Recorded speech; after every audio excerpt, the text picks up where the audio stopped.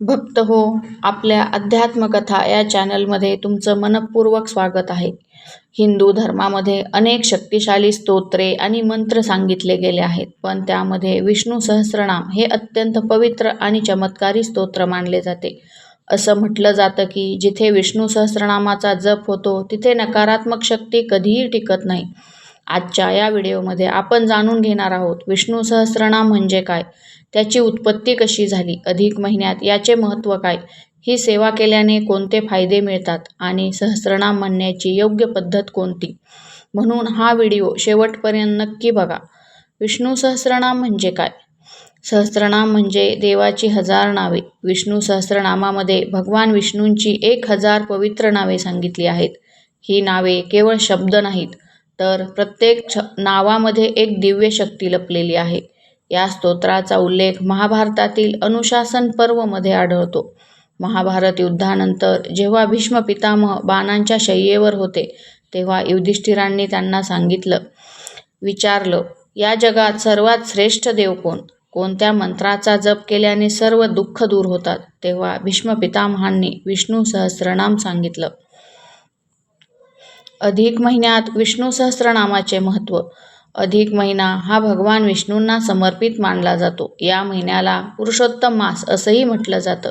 या काळात जप, दान, पूजा, सेवा, स्तोत्र पठण यांना अनेक पटींनी अधिक पुण्य मिळतं असं मानलं जातं. विशेषतः विष्णू सहस्त्रनामाचं पठण केल्याने घरातील नकारात्मकता कमी होते, मानसिक शांतता मिळते, आर्थिक अडचणी कमी होतात, विष्णू आणि लक्ष्मीची कृपा प्राप्त होते. अनेक लोक या महिन्यात रोज विष्णू सहस्त्रनाम ऐकतात किंवा म्हणतात. विष्णू सहस्त्रनामाचे फायदे. मानसिक शांतता. सतत ताण, चिंता, भीती वाटत असेल तर विष्णू सहस्त्रनाम मन शांत करतं. घरातील सकारात्मक ऊर्जा. जिथे रोज सहस्त्रनाम म्हटलं जातं तिथे सकारात्मक वातावरण निर्माण होतं. पापक्षालन. धार्मिक श्रद्धेनुसार याच्या पठणाने अनेक पापांचा नाश होतो. आर्थिक स्थैर्य. भगवान विष्णूंसोबत माता लक्ष्मीची कृपाही मिळते असं मानलं जातं. आरोग्य लाभ. अनेक भक्तांच्या अनुभवानुसार नियमित जप केल्याने मन आणि शरीर दोन्ही मजबूत राहतात. आध्यात्मिक प्रगती. हळूहळू मन देवभक्तीकडे वळू लागतं. विष्णू सहस्त्रनाम सेवा कशी करावी? ही सेवा अत्यंत सोपी आहे. सकाळी स्नान करावे, स्वच्छ कपडे घालावेत, देवासमोर तुपाचा दिवा लावावा, त्यानंतर भगवान विष्णू किंवा लक्ष्मीनारायण यांचा फोटो ठेवावा, तुळशी अर्पण करावी, ओम नमो भगवते वासुदेवाय मंत्र म्हणावा.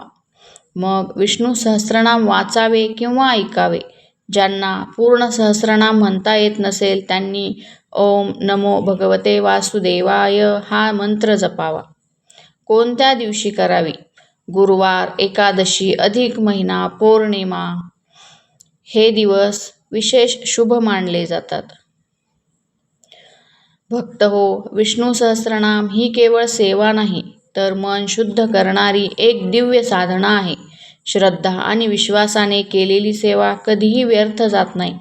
जर तुम्हालाही भगवान विष्णूंवर श्रद्धा असेल, कमेंटमध्ये नक्की लिहा. ओम नमो भगवते वासुदेवाय. ओम नमो भगवते वासुदेवाय.